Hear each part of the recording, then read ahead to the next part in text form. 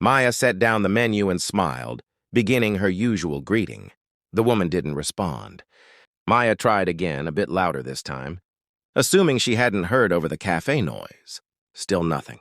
Then she noticed it, the way the woman's eyes followed her lips intently, the slight tilt of her head, the hearing aid barely visible beneath silver hair. Understanding washed over Maya like a wave. Without thinking, without planning, she did something that would change both their lives forever. She raised her hands and began to sign. "Good afternoon. Welcome to Riverside Cafe. My name is Maya. What would you like to order today?" The transformation on the elderly woman's face was instantaneous. Her eyes widened, then filled with tears. Her hands flew to her mouth before she responded in sign language, her movements graceful despite their urgency. "You sign?" "Oh, my dear, you sign." Maya nodded, her own eyes misting. "Yes, ma'am. My younger brother is deaf. I've been signing since I was 8 years old." What started as a simple order became an hour-long conversation during Maya's break. The woman's name was Eleanor Whitmore, and she'd been deaf since childhood. She spoke of the isolation, the loneliness of living in a hearing world where so few people made the effort to communicate with her. She told Maya about her son, a successful businessman who loved her dearly but was always traveling, always busy, always surrounded by people who couldn't connect with her the way she needed. "He tries," Eleanor signed, her expression soft with understanding.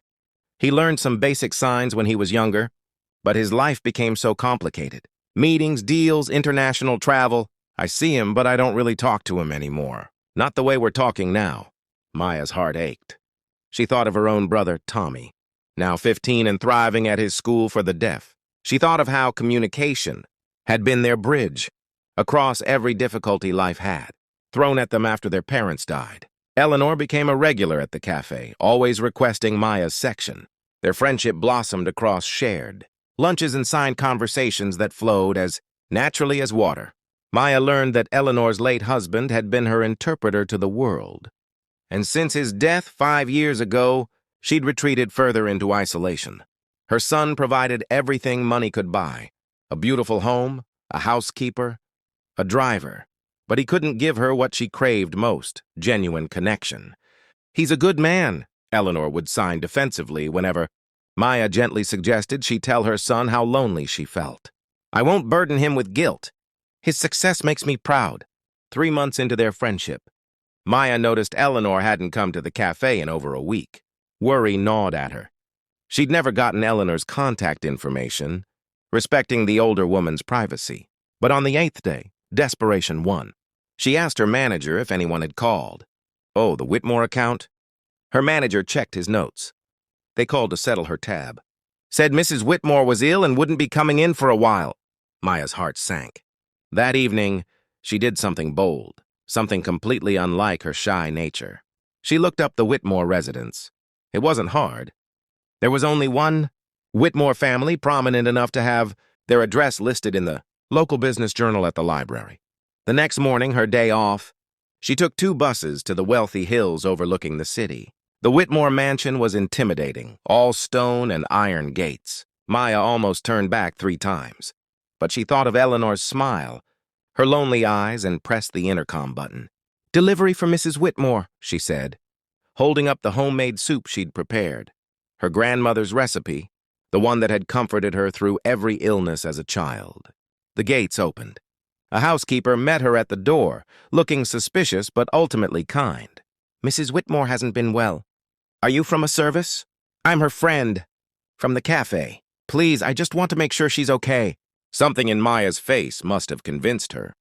The housekeeper led her upstairs to a beautiful bedroom where Eleanor lay in bed, looking frail and small. When she saw Maya, tears immediately streamed down her face. "You came," she signed weakly. "You came for me." Maya spent the afternoon with Eleanor, feeding her soup, holding her hand, signing stories about the cafe and Tommy's recent school play. The housekeeper, Mrs. Chen, watched from the doorway with tears in her eyes. "I haven't seen her smile like that since Mr. Whitmore passed," Mrs. Chen whispered. "Her son calls every day." But she trailed off, not wanting to be disloyal. Maya visited 3 more times that week, always during the day when she knew Eleanor's son would be at work. She told herself she wasn't avoiding him. She just didn't want to intrude on family time. But the truth was, she was intimidated by the idea of meeting the powerful businessman. Eleanor sometimes mentioned Daniel Whitmore, CEO of Whitmore Industries, a man whose face occasionally appeared in business magazines. On her fourth visit, fate intervened. She was in Eleanor's room, both of them laughing at a story. Maya was signing about a customer who'd tried to order in terrible French at the café when the bedroom door opened.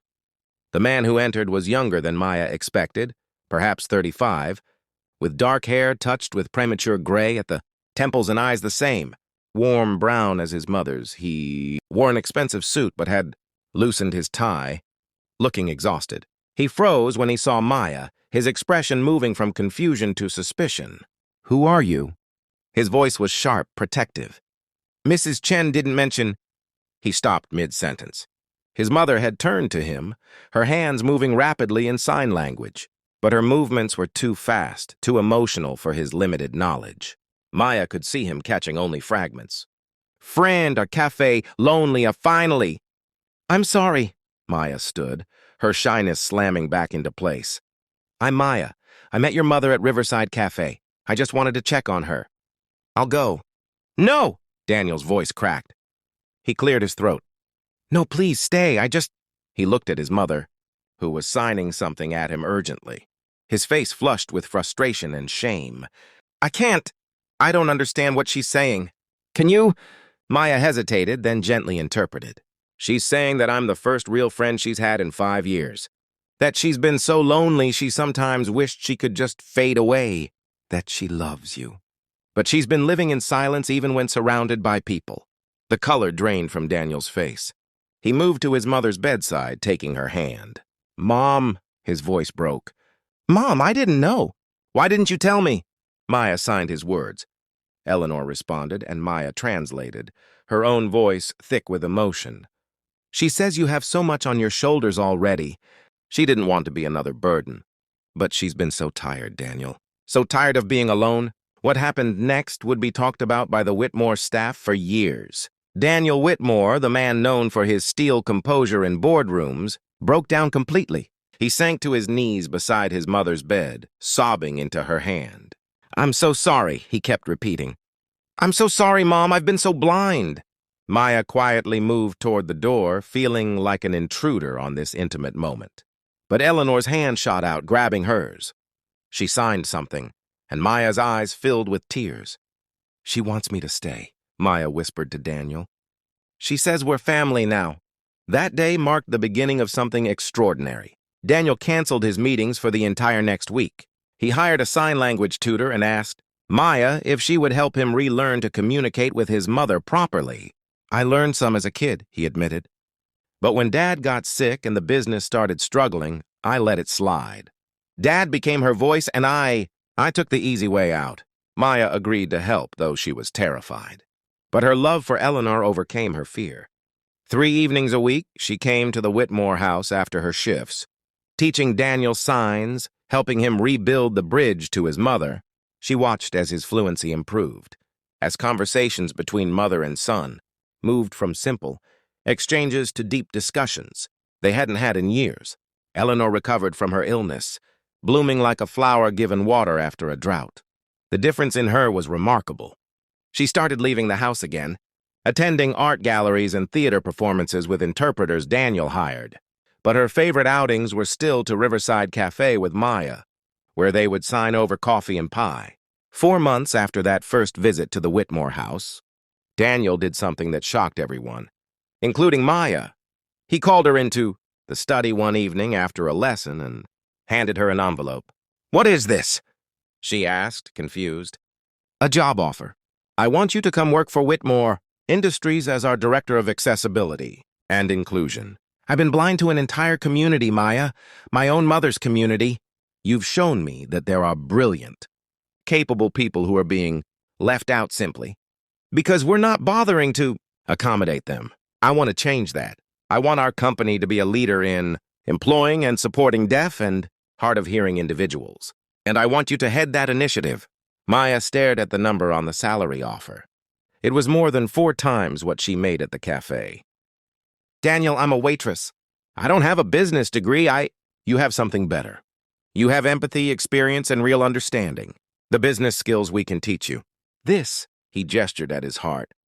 This you can't learn in any MBA program. Please, let me do this. For my mom. For all the people like her who just need someone to make the effort to communicate. Through tears, Maya signed her answer to Eleanor, who was watching from her chair by the window. Yes. The press conference 6 months later made national news. Daniel Whitmore stood before cameras and reporters, his mother by his side, and announced Whitmore Industries' new accessibility initiative. But the moment that went viral, that was shared millions of times across social media, came at the end. A reporter asked, "Mr. Whitmore, what inspired this dramatic shift in company policy?" Daniel turned to Maya, who stood off to the side, uncomfortable with the attention. He gestured for her to join him. Then, in front of everyone, he began to sign as he spoke. I was a son who had forgotten how to talk to his own mother. I was so busy building an empire that I didn't notice I was losing what mattered most. This woman, he indicated Maya, a waitress earning minimum wage, showed me more about success and humanity in one afternoon than I'd learned in 20 years of business. She gave my mother her voice back. She gave me my mother back. And she did it expecting nothing in return, simply because it was the right thing to do. He paused, his voice breaking. I've closed billion-dollar deals. I've been on magazine covers. I've been called a genius and a titan of industry. But I was poor in the ways that mattered. Maya was rich in everything I'd forgotten. Kindness, empathy, human connection. She's taught me that success isn't measured in quarterly earnings. It's measured in whether the people you love feel heard, feel seen, feel valued. Eleanor stood then, tears streaming down her face, and signed something. Maya, crying too hard to speak, whispered the translation to the microphone. She says that she has her son back. That for the first time in 5 years, she's not lonely. That sometimes angels come in the most unexpected forms, like shy waitresses who take the time to sign to a lonely old woman in a cafe. The room erupted in applause, but the cameras caught the most beautiful moment. Eleanor embracing Maya while Daniel wrapped his arms around both of them. 3 people bound by something money could never buy. Today, Whitmore Industries employs over 200 deaf and hard of hearing individuals across all levels of the company. Maya's accessibility program has been adopted by corporations worldwide. But every Sunday, without fail, you can still find 3 people at a corner table at Riverside Cafe, an elderly woman, her successful son, and a young woman who was never too shy to do the right thing, talking, laughing, and signing their way through coffee and pie. Because sometimes the smallest acts of kindness echo the loudest.